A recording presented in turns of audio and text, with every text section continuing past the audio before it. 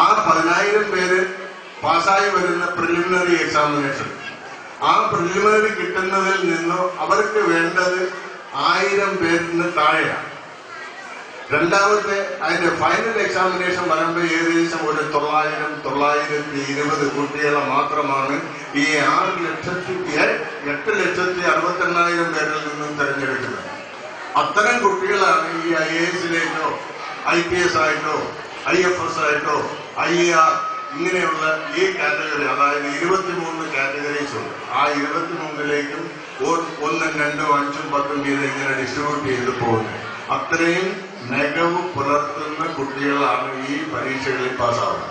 ഇവരുടെ ഫോട്ടോയാണ് സാധാരണ നമ്മൾ IAS-ന് ഇത്ര പേർക്ക് സെലക്ഷൻ കിട്ടി. പക്ഷെ ഒരു കാര്യം മനസ്സിലാക്കണം, ഇത് എഴുതുന്നതിന് പോരുന്ന കഴിഞ്ഞ വർഷം എഴുതിയത് എനിക്കറിയാം നമ്പർ എത്രയാണെന്ന്. അതുകൊണ്ടാണ് ഞാൻ പറഞ്ഞ് 8,68,000 പേരാണ് പരീക്ഷ എഴുതിയത്. അതിന് ഏകദേശം കിട്ടിയ ഒരു 900 പേർക്ക് മാത്രമായിരിക്കാം ഈ അപ്പോയിന്റ്മെന്റ് കിട്ടുന്നത്, ബാക്കിയല്ല. അപ്പൊ നോക്കെ അത്ഭുതകരമായ ഒരു ഫിഗറാണ്. അപ്പൊ ഇത്രയും കോമ്പറ്റീവായിട്ട് ഒരു കുട്ടി ഒരു എഞ്ചിനീയേഴ്സ് സൈഡിൽ എത്തുകയാണെങ്കിൽ മാത്രമേ ഈ സിവിൽ സർവീസിന്റെ മേഖലയിലേക്ക് കടന്നു വരാൻ കഴിയുന്നുള്ളൂ. തുടർന്നുള്ള അതിന്റെ പ്രവർത്തനം ആ ഉദ്യോഗ സാഹചര്യങ്ങൾ അനുസരിച്ചായിരിക്കും പോകുന്നത്. അപ്പൊ ഏതായിരുന്നാലും അതിലേക്ക് ഞാൻ പോകുന്നില്ല കൂടുതലായിട്ട്. കാരണം എനിക്ക് ഏതെങ്കിലും ഈ ജനുവരി 11-ാം തീയതി ഞാൻ പ്രിൻസിപ്പളിനോട് ആവശ്യപ്പെട്ടിട്ടുണ്ട്, ഒരു 7ാം സ്റ്റാൻഡേർഡ് മുതൽ, അതായത് ഈ സിവിൽ സർവീസിന്റെ പരീക്ഷയ്ക്ക് വരുന്ന സിലബസ് തുടങ്ങുന്നത് സ്റ്റാൻഡേർഡ് 7 to 12, 7 മുതൽ 12 വരെയുള്ള NCERT സ്കീമിൽ വരുന്ന കുട്ടികൾക്കാണ് ഈ IAS എക്സാമിനേഷന് പോകാൻ കുറച്ച് എളുപ്പമായ ആ സംവിധാനം, ആ പഠന പരിപാടികൾ നടക്കുന്നത്. അപ്പൊ ഇതിലുള്ള കുട്ടികളെ നാം ശരിയായ രീതിയിൽ ഒന്ന് ട്രെയിനിങ് കൊടുത്തെടുക്കുകയാണെങ്കിൽ തീർച്ചയായിട്ടും ഈ IAS-ന്റെ ആ ലെവലിലേക്ക് ഈ കുട്ടികളെ കൊണ്ടെത്തിക്കാൻ പറ്റും. ഞാൻ നോക്കിയിട്ട് സമ്പത്ത് കൊണ്ട് മാത്രം നേടിയെടുക്കാൻ പറ്റുന്ന ഒരു പരിപാടിയല്ല. പ്രതിഭകളായ സാധാരണക്കാരായ ആളുകൾക്ക് കിട്ടുന്ന ഒരു പരീക്ഷയാണ്. നമ്മൾ കാണുന്നതും അതൊക്കെ തന്നെയാണ്. നമ്മുടെ മുന്നിൽ ഇങ്ങനെയുള്ള ആളുകളാണ് ജയിച്ചു വരുന്നതും കാണുന്നത്. പക്ഷെ അതുകൊണ്ട് ഞാൻ പറയുന്നത്, നമ്മുടെ സ്കൂളിൽ നിന്നും ഞാൻ ഈ വരാൻ പോകുന്ന 13-ാം തീയതി പ്രിൻസിപ്പലിനോട് റിക്വസ്റ്റ് ചെയ്തിട്ടുണ്ട്, ഏകദേശം ഒരു 25 കുട്ടികളെങ്കിലും ഈ പ്രോഗ്രാമിലേക്ക് കൊണ്ടുപോകാൻ ആഗ്രഹിക്കുകയാണ്. പ്രത്യേകിച്ച് നമുക്ക് വലിയ ചെലവ് വരുന്നില്ല.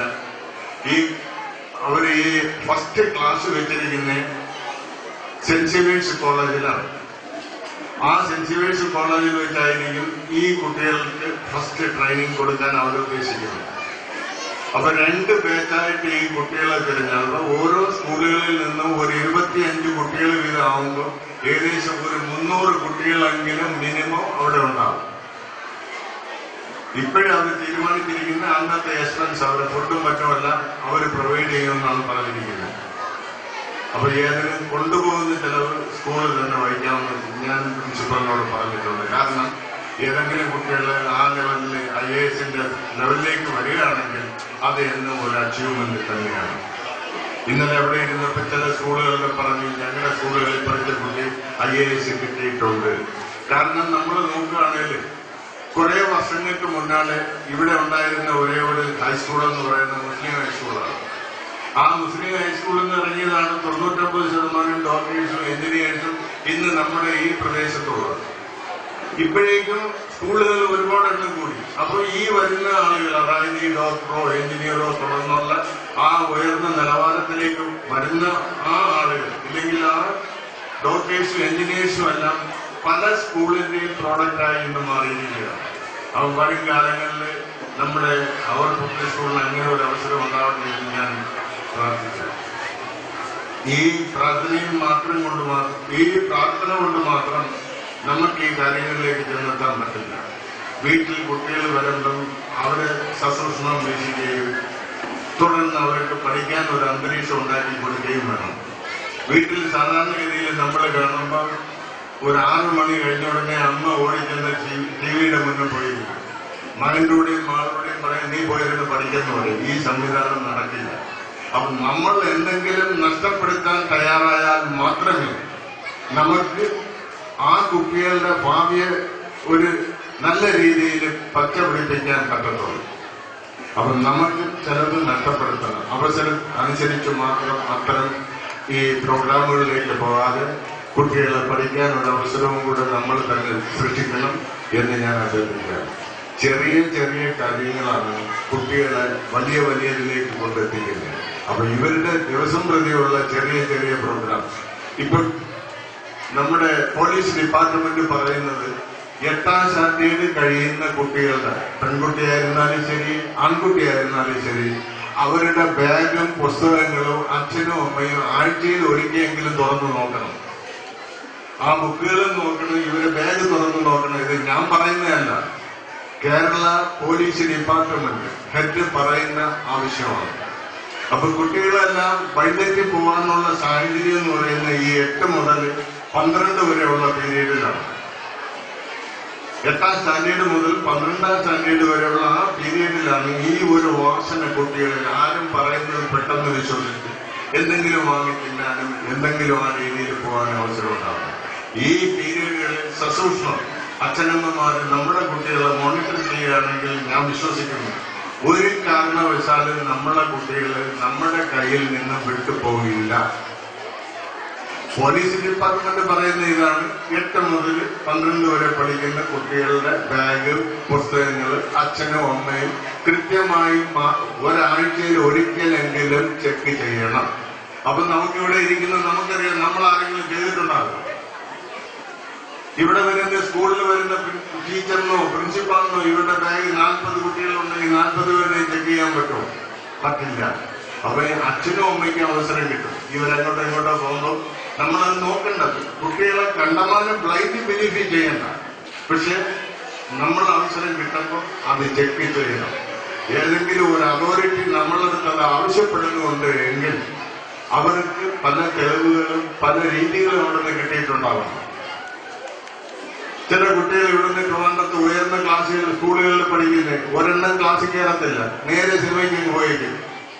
അച്ഛനും അമ്മയും വിചാരിക്കുന്ന എന്റെ മകൻ ട്രിവാൻഡ്രത്ത് പോയിട്ട് ഇന്ന പ്രശസ്ത സ്കൂളിൽ പഠിക്കുകയാണ്, ഇവനെ ആ സ്കൂളിൽ പോയിട്ട് വേണ്ടേ പഠിക്കാൻ. 4-5 കൂട്ടുകാരുമായിട്ട് ആ മ്യൂസിയത്തിന്റെ ഏരിയയിൽ കിടന്ന് കറങ്ങി. അങ്ങനെ ദിവസം ഒരു 10-200 പോലീസുകാരെ പിടിച്ച് അവിടെ കൊണ്ടുവരുന്നുണ്ട്. അപ്പൊ അവിടെ പിടിച്ചുകൊണ്ട് വരുമ്പോഴാണ് പോലീസിന് കിട്ടുന്നത്. തിരുവനന്തപുരത്ത് വില കൂടിയ കോളേജുകളിലും സ്കൂളുകളിലും പഠിക്കാൻ പോകുന്ന കുട്ടികളോ പെണ്ണായിരുന്നാലും ആണായിരുന്നാലും ഒരേറ്റെണ്ണം ചെറിയ ചെറിയ ബാച്ചുകളായിട്ട് ചേർന്ന് ഇങ്ങനെ പോകുന്ന ഒരുപാടെണ്ണമുണ്ട്. തിരക്കി വരുമ്പം ഇതെല്ലാം സമ്പന്നമായ കുടുംബങ്ങളിൽ നിന്ന് വരുന്ന അച്ഛനും അമ്മയ്ക്കും എന്ത് പറഞ്ഞാലും കൊടുക്കാൻ കഴിയുന്ന സാഹചര്യങ്ങളുള്ള കുട്ടികളാണ്. അപ്പൊ ഇവർക്ക് എന്തോ കുറവ് വന്നിരിക്കുന്നത്, അച്ഛന്റെയും അമ്മയുടെയും മോണിറ്ററിംഗ് കുറയുന്നു. അവര് കാലത്തെ ഓഫീസിൽ പോകും, കുട്ടികൾ ചോദിക്കുന്ന കൊടുക്കും. അത് കഴിഞ്ഞതിന് ശേഷം ഈ കുട്ടികൾ എന്ത് ചെയ്യുന്നു, എങ്ങനെ പഠിക്കുന്നു എന്നുള്ളത് ശരിയായ ഒരു മോണിറ്ററിംഗ് സിസ്റ്റം അവരുടെ ഇടയിലില്ല. അതാണ് ഈ കുട്ടികളെ ഇങ്ങനെ പല വഴിയിലേക്ക് തിരിയാൻ അവസരം ഉണ്ടാക്കി കൊടുക്കുന്നത്. അവസാനം ദുഃഖിച്ചിട്ട് ഞാൻ പറയുന്നത് വേറെ കാര്യങ്ങളൊന്നുമില്ല. നമ്മൾ ആ വെരി ബിഗിനിങ്ങിൽ തന്നെ തുടങ്ങുകയാണെങ്കിൽ തീർച്ചയായിട്ടും നമുക്കവിടെ നല്ല നിലയിലേക്ക് കൊണ്ടെത്തിക്കാൻ പറ്റും. നമ്മളെല്ലാം തിരിച്ചു വന്ന ആ സാഹചര്യത്തിൽ നിന്നും വ്യത്യസ്തമായ ഭൗതിക സാഹചര്യങ്ങളും ആ അവസരങ്ങളുമാണ് ഇന്ന് നമ്മളെ കുട്ടികൾക്കുള്ളത്. ഞാനൊന്ന് പറഞ്ഞോട്ടെ, ഇന്ന് ഇവിടെ സ്കൂളുകളിൽ പഠിപ്പിക്കുന്നത് സാധാരണ നമ്മൾ കണ്ടിട്ടുള്ള ഒരു ടീച്ചർ ചോട്ടെടുത്ത് ലെസൺ പ്ലാൻസ് ബോർഡ് എഴുതി പഠിപ്പിക്കുന്ന ഒരു സംവിധാനമാണ് ഉണ്ടായിരുന്നത്. പക്ഷെ ഇന്നിവിടെ അങ്ങനെയല്ല ചെയ്യുന്നത്. ഇന്ന് ഇവർക്ക് കൊണ്ടുപോകുന്ന സ്മാർട്ട് ക്ലാസ് സിസ്റ്റമാണ്. അതിനകത്ത് ആൾറെഡി പ്രോഗ്രാംസ് എല്ലാം തയ്യാറാക്കിയിട്ട് ഒരു പ്രൊഫസർ നിന്ന് പഠിപ്പിക്കുകയാണ്. ഈ ടീച്ചേഴ്സ് ഉള്ളി അതിനെ സപ്ലിമെന്റ് ചെയ്യുക മാത്രമേ ചെയ്യുന്നുള്ളൂ. നല്ലൊരു ശതമാനം ആ ലെസൺ പ്ലാൻസ് ഇവർക്ക് കിട്ടുന്ന നെറ്റ് വഴി അതിലേക്ക് കൊടുക്കുകയാണ്. അതാണ് ഈ സ്മാർട്ട് ക്ലാസ് എന്നുള്ള സംവിധാനം. മിക്കവാറും ചില സ്കൂളുകളിൽ ഒരു ക്ലാസ് കാണും. ഞാനിവിടെ 2 എണ്ണം ഈ ഹയർ സെക്കൻഡറി ലെവലിലേക്ക് ഒരെണ്ണവും ബാക്കിയുള്ള കുട്ടികൾക്ക് ഒരെണ്ണവും അങ്ങനെയുണ്ട്. ഇതുകൂടാതെ കമ്പ്യൂട്ടർ ലാബ്സ് പ്രത്യേകം. അപ്പൊ ഒന്ന് മനസ്സിലാക്കുക, ടീച്ചേഴ്സ് മാത്രമല്ല ഈ കുട്ടികളെ ഇപ്പൊ ട്രെയിനിങ് ചെയ്യുന്നത്. അപ്പൊ ഇവരെ ട്രെയിൻ ചെയ്യാനായിട്ട് ഒരുപാട് വിദ്യാഭ്യാസം ആ മാധ്യമങ്ങൾ ഉപയോഗിക്കുന്നുണ്ട്. ആ മാധ്യമങ്ങളിൽ തെറ്റുപറ്റാതെ അതിനെ മോണിറ്റർ ചെയ്യാനാണ് ഈ ടീച്ചേഴ്സോട് അവരെ കൂടെ പോവുകയും പഠിപ്പിക്കുകയും ചെയ്യുന്നത്. അപ്പൊ ഒരു ടീച്ചറിൽ എന്തെങ്കിലും അപാകത വന്നിരുന്നാൽ കൂടി അതിനെ 100% തിരുത്തി അതിനെ നല്ല ലെവലിലുള്ള ഒരു പാഠ്യപദ്ധതിയാക്കി മാറ്റിയെടുക്കാൻ കഴിയുന്ന ഒരു സാഹചര്യം ഈ സ്മാർട്ട് ക്ലാസ്സിലുണ്ട്. അതുകൊണ്ടാണ് അതൊക്കെ നമുക്ക് മാറ്റിയെടുക്കേണ്ടിയിരിക്കുന്നത്. അതൊക്കെ ഇനി ഓരോ വർഷം തോറും അതിന്റെ പുതിയ പുതിയ വെർഷൻസ് വരുന്നു. ആ വെർഷൻ അനുസരിച്ചാണ് പഠിപ്പിക്കാനും അതിലൂടെ കുട്ടികളെ ട്രെയിൻ ചെയ്തെടുക്കാനും നിങ്ങൾ ശ്രമിക്കുന്നു. പിന്നെ ഇതിനിടയിൽ കുട്ടികളല്ലേ ചില വികൃതികൾ കുട്ടികളെ ക്ലാസ്സുകളിൽ കാണിക്കാറുണ്ട്. ടീച്ചേഴ്സ് ഒരു പരിധി വരെ അതിനെയൊക്കെ നിയന്ത്രിക്കാൻ അവർ പരിശ്രമിക്കുന്നുമുണ്ട്. കാരണം ആ ടീച്ചറുടെ ഡ്യൂട്ടിയാണ് അവരുടെ മുന്നിലിരിക്കുന്ന കുട്ടികളെ നല്ല വഴിയിലേക്ക് നയിക്കുക. ചിലപ്പം സാധാരണ ലെവലിലെ പ്രിൻസിപ്പാളിന്റെ ഓർഡർ ആണെങ്കിൽ കെയിൻ എന്ന് പറയുന്ന ഒരു സാധനം ഈ സ്കൂളിൽ എടുക്കാൻ പാടില്ല എന്ന് നിർബന്ധമായിട്ടും പറയുന്നുണ്ട്. പക്ഷെ എങ്കിൽ തന്നെ ചില ടീച്ചേഴ്സൊക്കെ വഴക്ക് പറയുന്നുണ്ടാവാം. പക്ഷെ ഈ വഴക്ക് പറയുന്നുണ്ടെങ്കിൽ ഒന്നും തന്നെ ആ കുട്ടിയുടെ ലൈഫിനെ ഇതാക്കാൻ വേണ്ടി പറയുന്നതല്ല, അവനൊരു പോസിറ്റീവായ ഒരു ഇൻഫ്ലുവൻസ് ഉണ്ടാക്കിയെടുക്കാൻ വേണ്ടി ആ ടീച്ചേഴ്സ് ചെയ്യുന്ന ചില സംവിധാനങ്ങളാണ്. അപ്പൊ അത് കുട്ടികളെ കൂടുതലേക്ക് ആ പാഠ്യപദ്ധതിയിലേക്ക് അട്രാക്ട് ചെയ്ത് കൊണ്ടുവരാൻ ഇത്തരം നടപടികൾ നല്ലൊരു ശതമാനം സഹായിക്കുന്നു. അപ്പൊ ഏതെങ്കിലും ചെറിയ വ്യത്യാസങ്ങൾ ഉണ്ടെങ്കിൽ ഇതുപോലെ കൂടെ കൂടെ നമ്മളെല്ലാം ഈ മീറ്റിങ്ങുകൾ നടത്തി നിങ്ങളോട് ചോദിക്കാറുണ്ട്, എന്തെങ്കിലും പ്രോഗ്രാം ഇല്ലെങ്കിൽ എന്തെങ്കിലും പ്രോഗ്രാംസ് നമ്മളെ പഠിപ്പിക്കുന്ന കുട്ടികളെ പഠിപ്പിക്കുന്ന രീതിയിലുണ്ടോ, എന്തെങ്കിലും മാറ്റം വരുത്തണോ എന്നെല്ലാം നിങ്ങളോട് ഞാൻ ചോദിക്കാറുണ്ട്. കാരണം എനിക്കറിയാം എന്നെക്കാളും വിദ്യാസമ്പന്നരായ ആളുകൾ എന്റെ മുമ്പിൽ ഇരിപ്പുണ്ട്. അവർക്ക് പല നിർദ്ദേശങ്ങളും തരാൻ സാധിക്കുന്ന ലെവലിലുള്ള നല്ല നല്ല നിലവിലുള്ള ആളുകൾ പേരൻസ് ആയിട്ട് എന്റെ മുന്നിലുണ്ട്. അപ്പൊ ഞാൻ കൂടെ കൂടെ ആവശ്യപ്പെടുന്നതാണ്, if you have any such suggestion to promote the education system of our public school, if you have in your custody, please let me know so that we can implement that programs to enhance the capacity of our students in better way. So I request you once again, what I have in my mind and a few words about our public school and the functioning of the school and the conducting of school is already informed to you on behalf of our public school chairman. I have some more points that I will let you know in later times. And today it is my duty to inaugurate our this annual day celebration. So I am stopping now and have a very nice day today. Thank you.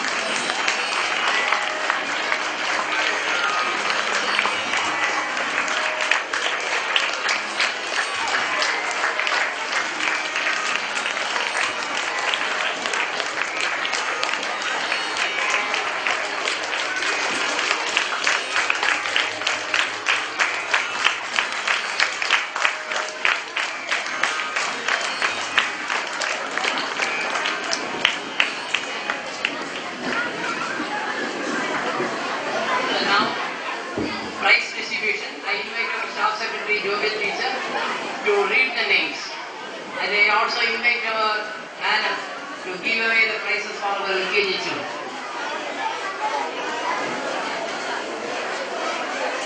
Standard LKG, Nineva Shalin.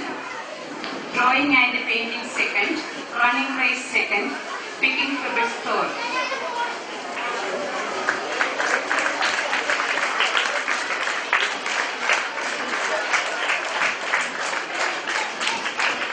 Adya V. Pradeep, from gym third, running race second.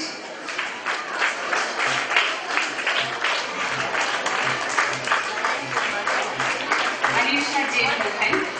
running race first, picking pebbles second.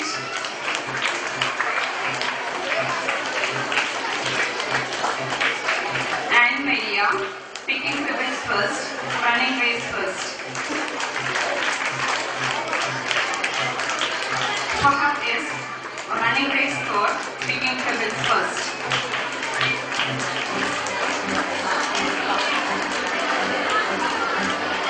Yadu Krishna is picking pebbles third, running race second.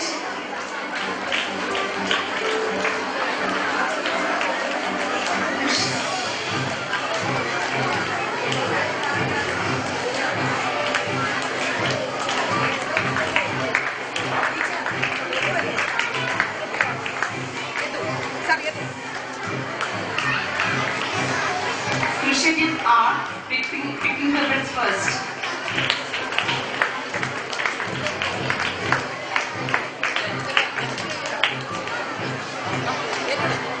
Georgie Johnson picking pebbles second. Father B.A. running race first. Crystal Joseph running race first.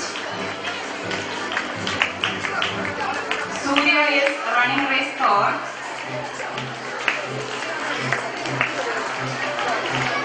Division Douglas frog jump first. Kashinath D frog jump second.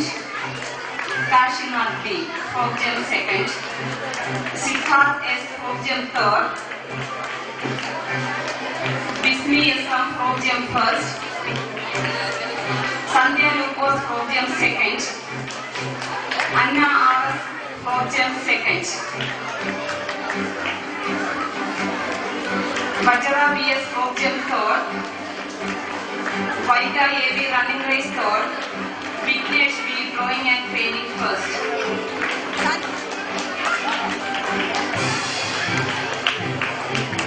Section UKG.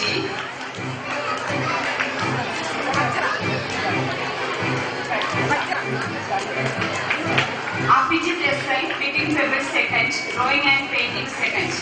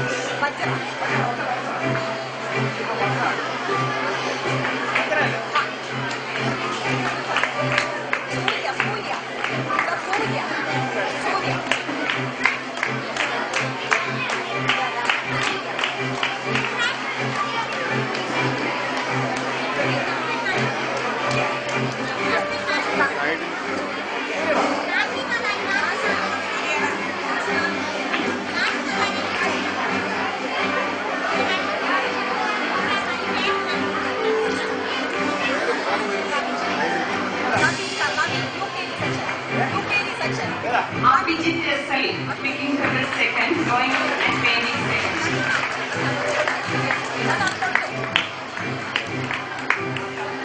Naveen Rajendran running race first, picking pebbles third. Afinia Baiju running race first, picking pebbles second.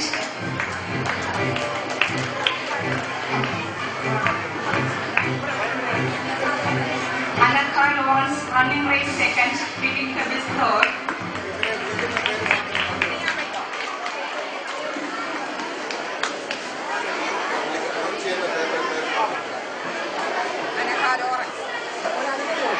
Niranjan A.S. running race second. Akash Rajiv running race third. Anamika S.S. running race third.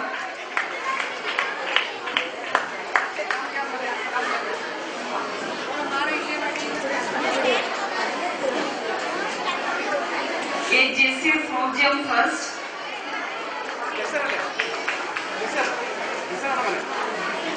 Karthik B. frog jump second.